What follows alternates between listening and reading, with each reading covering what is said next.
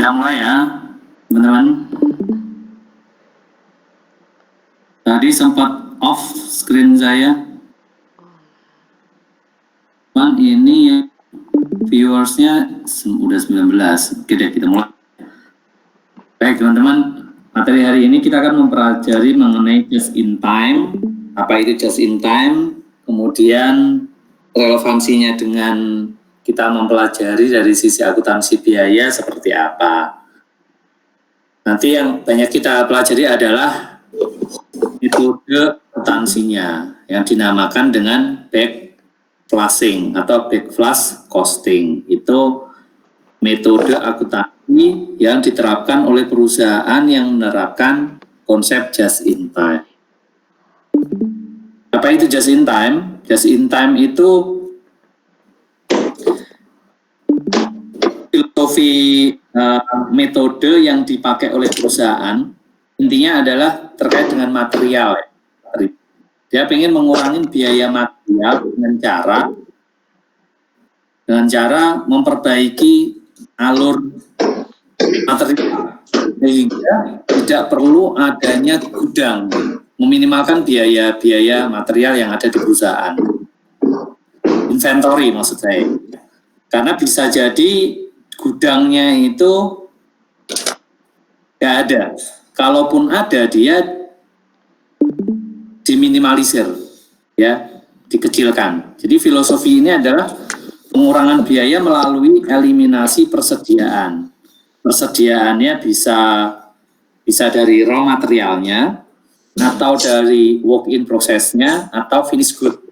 Ya, jadi ada perusahaan yang nggak punya raw material sama sekali, ya, atau ada perusahaan yang punya raw material tapi nggak punya finish good sama sekali. Atau ada perusahaan yang inventory-nya hanya raw material sama finish good, nggak punya work in process. Ya, ini di perusahaan nanti akan sangat tergantung kondisi perusahaan masing-masing ya. Tidak semua perusahaan ini penerapan just in time-nya itu sama. Ya, ini konsep just in time-nya.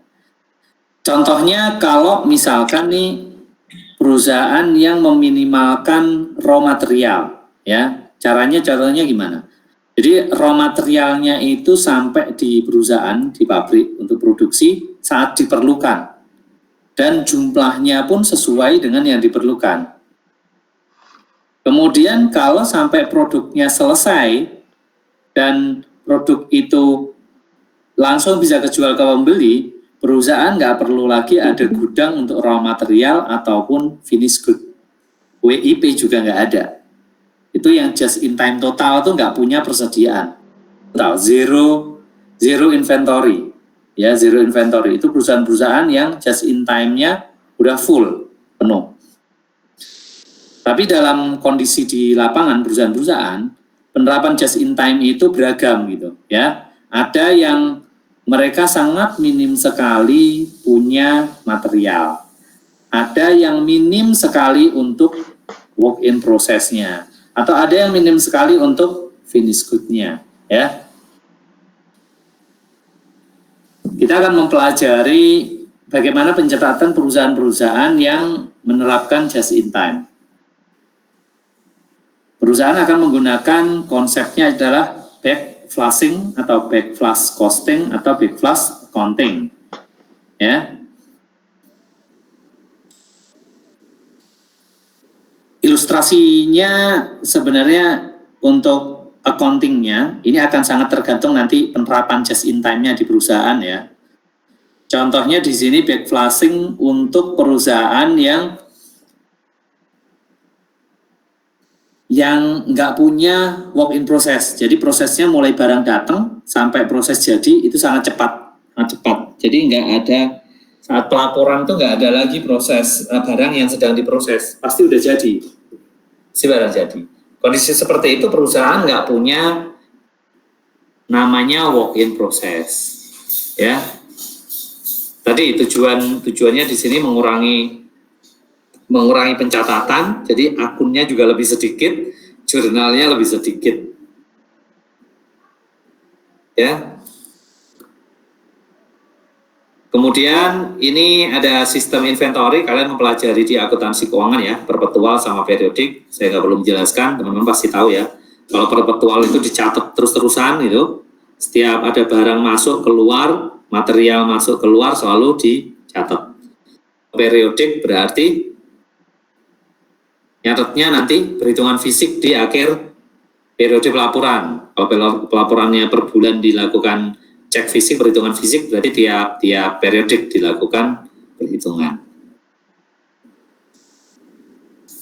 Akuntansinya gimana? Perbandingan antara yang selama ini kita pelajari dengan backflushing ya. Ini ilustrasi untuk perusahaan yang menerapkan ya material, raw material dan work in process-nya itu digabung dalam satu akun. Namanya raw and in process. Ya, jadi akunnya jadi satu, material sama raw and process. Kemudian indirect materialnya pada supplies. Backflush-nya adalah raw material dari RIP, raw and in process, itu langsung ke finished good, ya. Dan dari finished good ke COGS. Catatan lain adalah biaya conversion cost-nya, conversion-nya, direct labor, kemudian FOH, itu langsung dibebankan ke COGS. Jadi pencatatan kalau direct labor, FOH applied, itu langsung ke COGS, bukan ke WIP, bukan ke finished good, tapi langsung ke COGS. Ini contoh ilustrasinya untuk memberikan gambaran ke teman-teman semua. Ada persediaan awal, ada persediaan akhir. Ya, persediaannya tadi ada berapa? Ada 2 aja. Ya, raw and in process sama finished good. Kalau supplies ini indirect material ya. Kemudian nilai untuk persediaan awal ya. Itu teman-teman harus memperhatikan berapa nilai raw materialnya, berapa conversion cost-nya. Ini perlu karena teman-teman waktu ilustrasi backflushing ya, itu direct labor sama applied FOH itu langsung dibebankan ke COGS. Ya. Sehingga conversion cost saat penjurnalan nanti selama proses penjurnalan itu belum dimasukin. Ya, belum dimasukin. Jadi terlibat hanya materialnya. Contoh kasus di sini untuk raw in process-nya, raw materialnya 20, 100, conversion cost-nya 900, totalnya berarti 21. Kemudian finish good-nya 84 dan conversion cost-nya 86. Di saldo akhir ada raw in process dan finish good-nya masing-masing raw materialnya 21600, conversion cost-nya 1400. Kemudian finish good-nya 85800 untuk material, 88200 untuk conversion cost-nya. Ini di soal ya. Jadi teman-teman untuk soal backflushing atau penggunaan just in time, teman-teman harus mengidentifikasi saldo persediaan awal dan akhir, termasuk di dalamnya berapa nilai raw material dan conversion cost-nya masing-masing. Itu langkah pertama. Kemudian tugas kalian adalah membuat jurnal, intinya jurnal. Jurnalnya ini lumayan ada modifikasi sedikit karena tadi tidak punya akun material, tidak punya akun work in process, akunnya hanya RIP dan finished good. Jadi saat beli direct material, jurnalnya adalah raw and in process, bukan material pada akun payable ya, tapi raw and in process. Karena dia nggak membutuhkan akun material. Kemudian saat pemakaian, kalau indirect material itu sama dengan mau just in time atau enggak ya. Dia FOH control pada supplies, mencatat gaji, ini juga sama dengan jurnal-jurnal sebelumnya. Distribusi payroll-nya yang membedakan adalah di direct labor-nya. Yang lainnya sama dengan jurnal yang teman-teman pelajari selama ini ya. Di direct labor di sini nulisnya, kalau sebelumnya teman-teman pasti nulisnya adalah work in process ya. Di sini di backflush langsung ke COGS direct labor-nya. Jadi jurnalnya COGS pada payroll. Kemudian FOH cost-nya ini kontrol semua ya. Ini yang terjadi sama, ini juga sama karena aktual semua ya, kontrol. Kemudian FOH kontrol ini diakumulasikan, dibebankan ke COGS. Kontrol pada COGS ya, 380, 80. Kemudian langkah selanjutnya adalah yang tadi kan dari raw end proses. Ini diproses menjadi barang jadi. Ya. Berapa banyak barang jadinya? Kalau di soalnya adalah raw end proses awalnya 21, raw end proses akhirnya 23. Ya, ini materialnya 20.100, 21.600, kemudian belinya 406. Sehingga ngitung finish good-nya, tambahan finish good-nya adalah teman-teman menghitung, ini ada hitungannya ya, H, I, C, ini yang teman-teman mulai menghitungnya.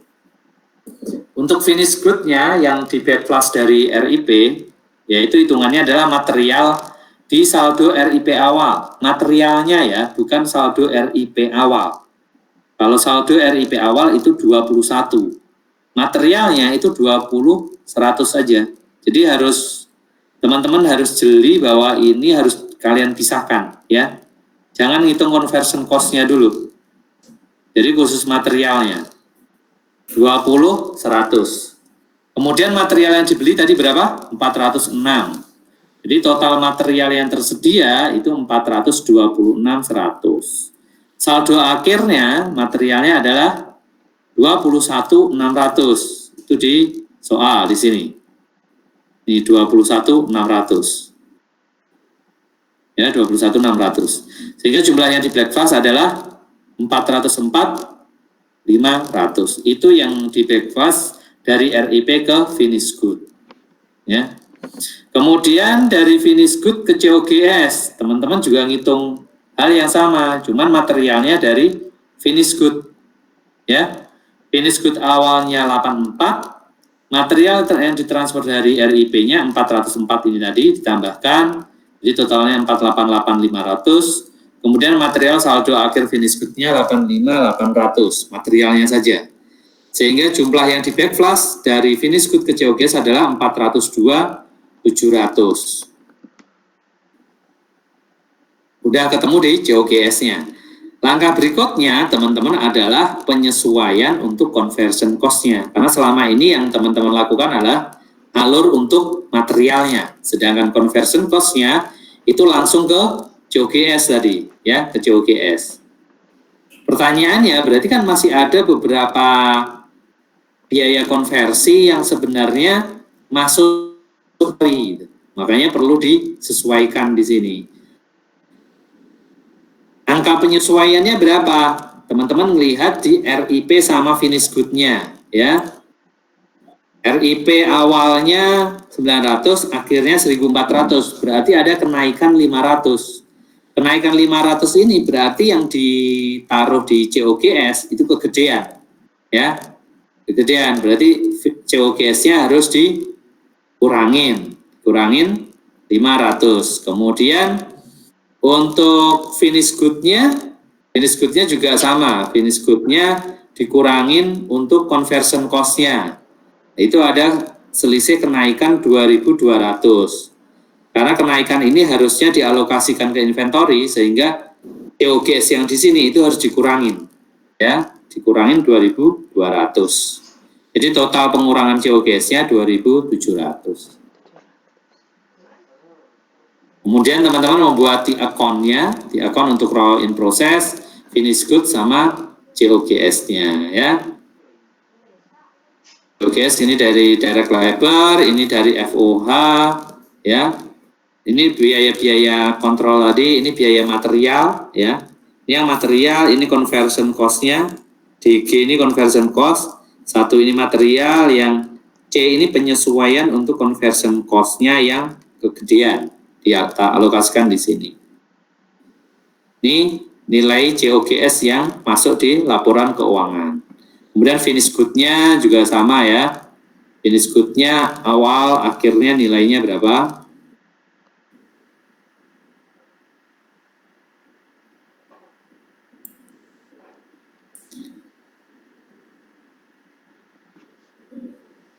Ini juga raw in proses ya.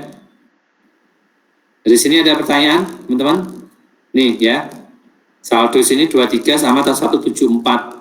Itu harus sama di sini. 23 174. Sampai sini ada pertanyaan?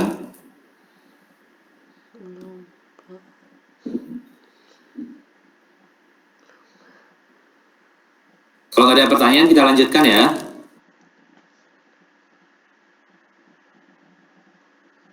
Kayaknya nggak ada, Pak.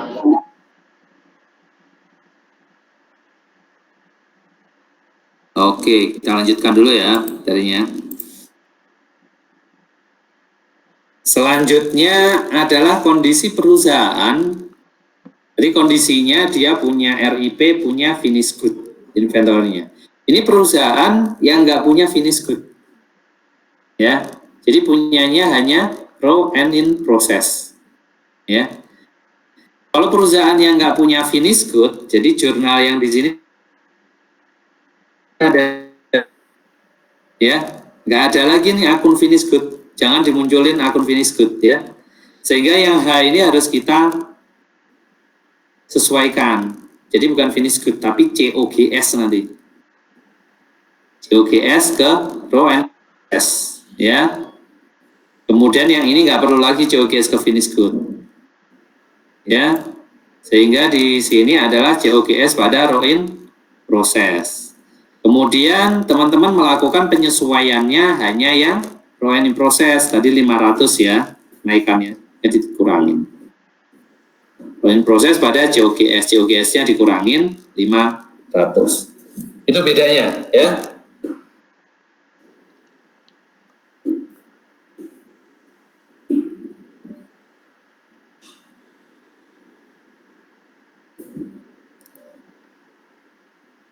Ada pertanyaan?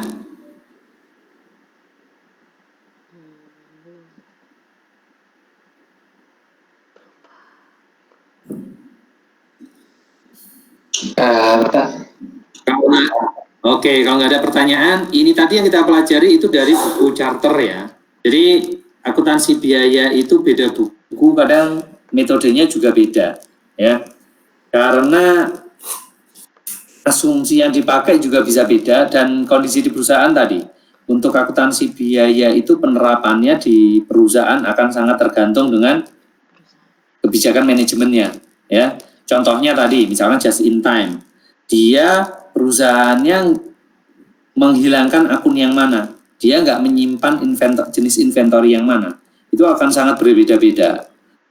Kemudian yang kita pelajari berikutnya ini kalau menggunakan bukunya Honren nih, ya saya tampilin di sini. Di Honren sini dia berasumsi, asumsinya adalah salah satunya,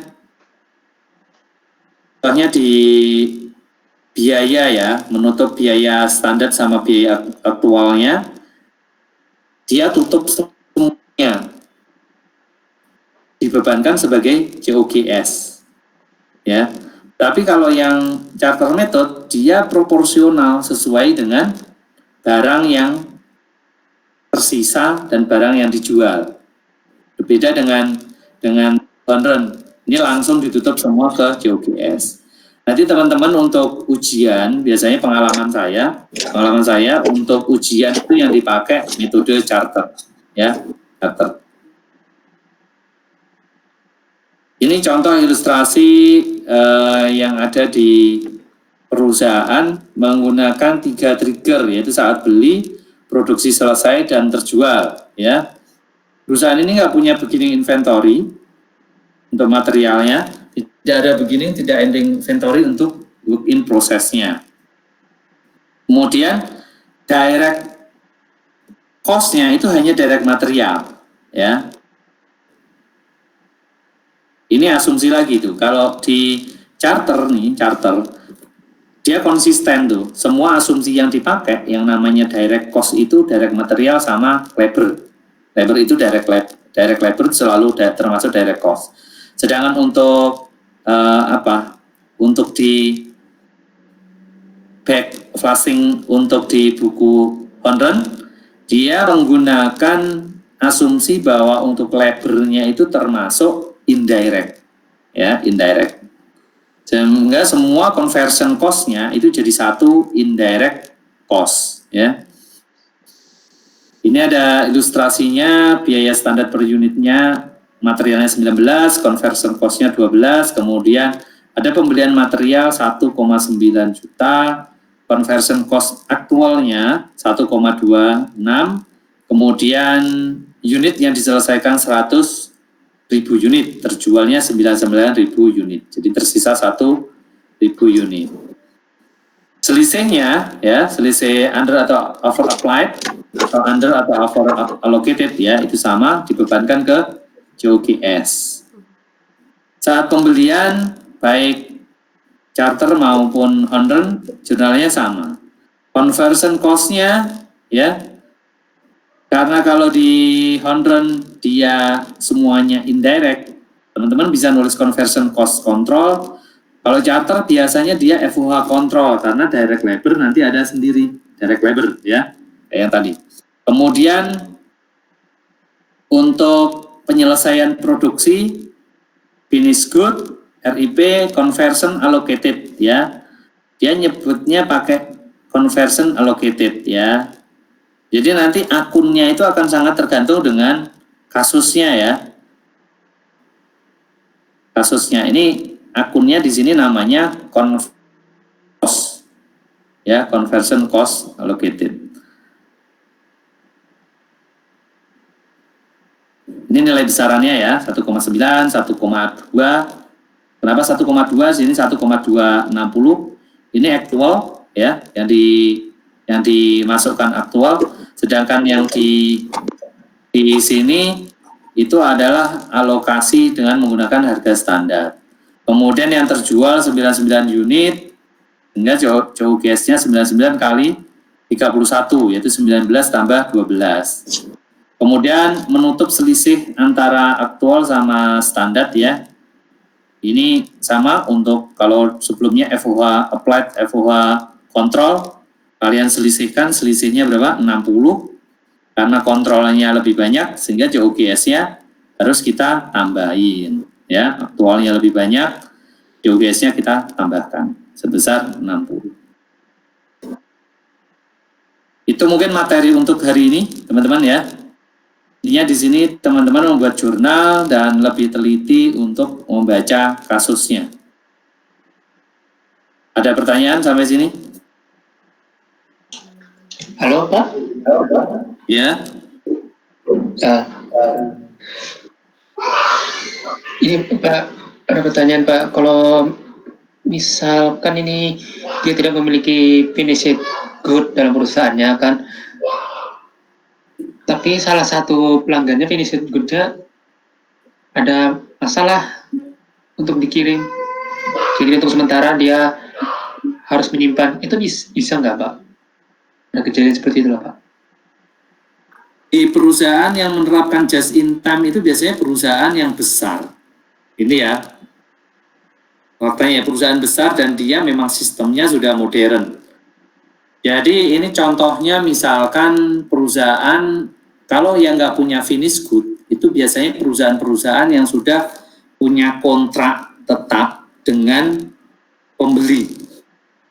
Kontrak tetap, jadi nggak mungkin barangnya nanti masih tersisa. Semua yang diproduksi itu akan selalu dikirim ke pembeli, karena udah ada kontraknya. Udah ada perjanjiannya. Jadi ya barang yang diproduksi ya barang yang sudah pasti dibeli. Perusahaan-perusahaan yang kayak gini ya memang harus perusahaan yang menjalin hubungan sangat baik dengan calon pembeli, ya, calon pembeli. Ini mungkin perusahaan-perusahaan yang nggak punya finish good itu yang perusahaan yang dia channel ke distributornya sudah sangat bagus, ya. Misalkan yang sering terjadi kalau misalkan di perusahaan-perusahaan itu yang dia punya channel ke distributor besar, Contohnya ke Giant, ke Hero misalkan. Jadi semua produknya, setiap produksi langsung ditaruh di sana. Semua produksi taruh di sana ya. Produk-produknya. Atau misalkan produksi yang Toyota. Toyota itu dia just in time dari sisi materialnya. Jadi dia nggak punya material. Jadi setiap butuh dari material-material dari berbagai negara ya. Misalnya dari Jepang, dari dia partnya kan dari macam-macam negara gitu. Sudah terjadwal waktunya, jumlahnya juga sudah sesuai dengan perjanjian. Jadi perusahaan yang menerapkan just in time itu harus membina hubungan yang baik dengan supplier maupun dengan customernya. Jadi kalaupun misalkan dia punya, kalau nggak punya finish good, ya nggak ada barang yang ada di tempat dia.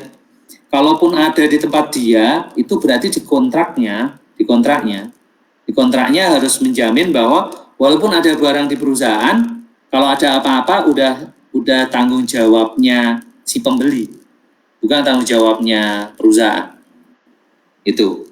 Karena nanti kalau laporan keuangan kena audit kalau ada barang finish good di lokasi perusahaan pabriknya, itu nggak dilaporin, harus dilaporin. Tuh ya. Jadi pencatatan itu kan kalau ada hak kewajibannya sudah melekat kepada siapa yang berhak untuk mencatatnya. Jadi kalau hak kepemilikannya itu masih ada di pabriknya, ya dia harus mencatat. Jadi nggak bisa dia nggak punya finish good. Makanya kalau perusahaan udah menerapkan just in time dan sudah percaya diri bahwa dia nggak perlu adanya finish good, dia nggak akan ada gudang untuk finish good. Ya. Pertanyaannya bagus ya. Nanti teman-teman kalau misalkan kerja di pajak itu coba lihat di perusahaan-perusahaan yang besar ya. Penerapan just in time di perusahaan-perusahaan tersebut. Ya, itu berarti jurnalnya juga agak beragam nanti.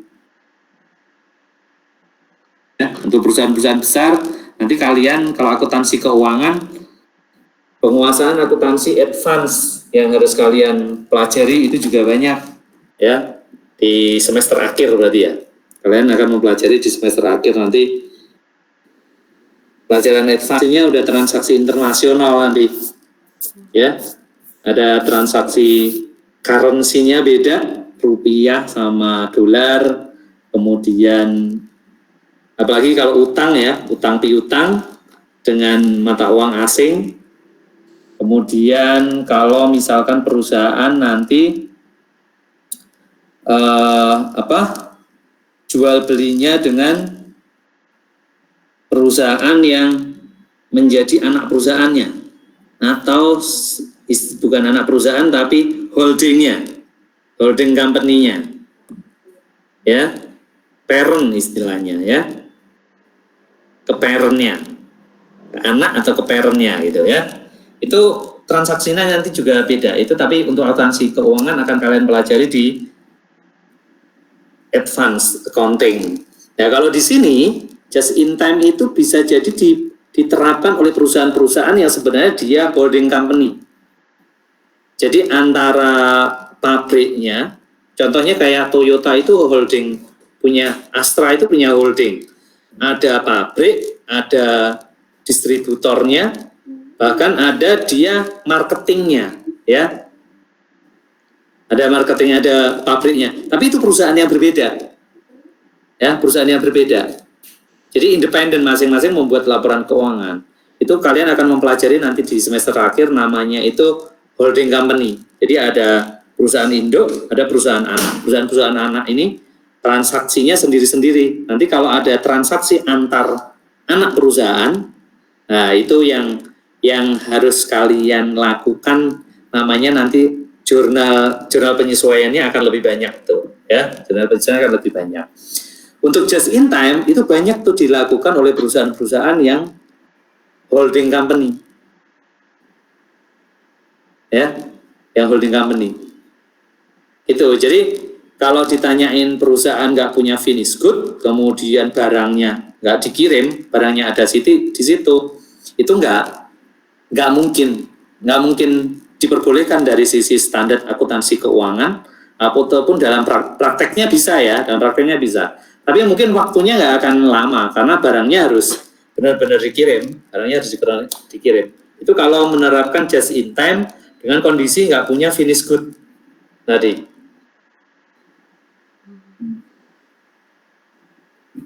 Itu ya. Tadi yang bertanya siapa? Dido, absen 11. Oke, silakan dicatat ya. Ilustrasinya.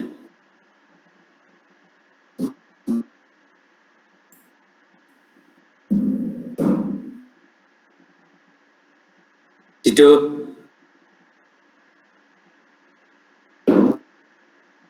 Halo Dido. Halo Pak. Gimana, jelas nggak tadi? Oh, ya Pak, jelas Pak. Nah, jadi simpulannya, kalau perusahaan menerapkan just in time dan nggak punya finished good, nggak akan ada finished good di gudangnya. Karena kalau ada finished good, ya pasti kena audit nanti. Kena audit pemeriksaan ya pasti nggak sesuai dengan standar di akuntansi keuangan nanti. Karena kalau ada barang masih ada di situ, ya harus dilaporin. Ya, kalian udah belajar audit belum?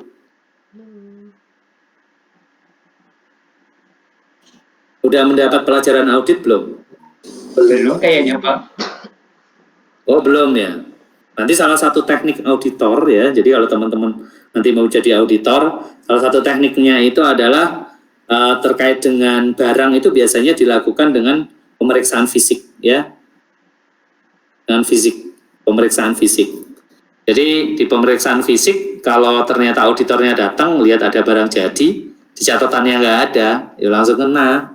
Bisa ini menjadi pengecualian ya, laporan keuangannya bisa menjadi pengecualian, dikecualikan, tidak unqualified, menjadi qualified akhirnya.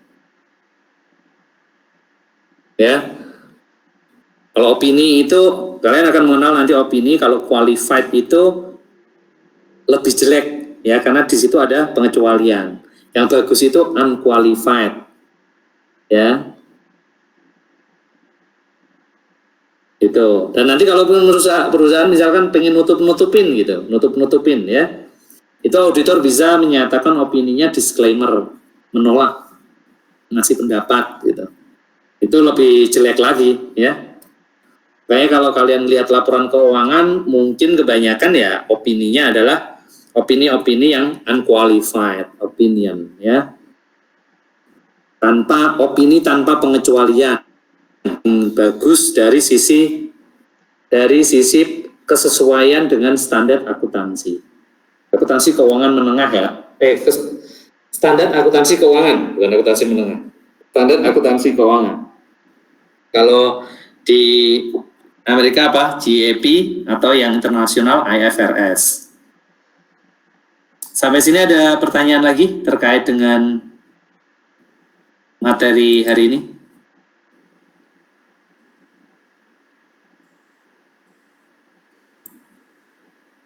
Yang lain, ada pertanyaan? Kalau nggak ada pertanyaan, kita lanjutkan dengan latihan soal ya. Silakan disisihkan waktu, teman-teman belajar dibaca ulang-ulang lagi, ya sekitar 15 menit. Nanti dicoba latihannya P103, 10.4, kemudian di buku handronnya 20.22 sama 20.32.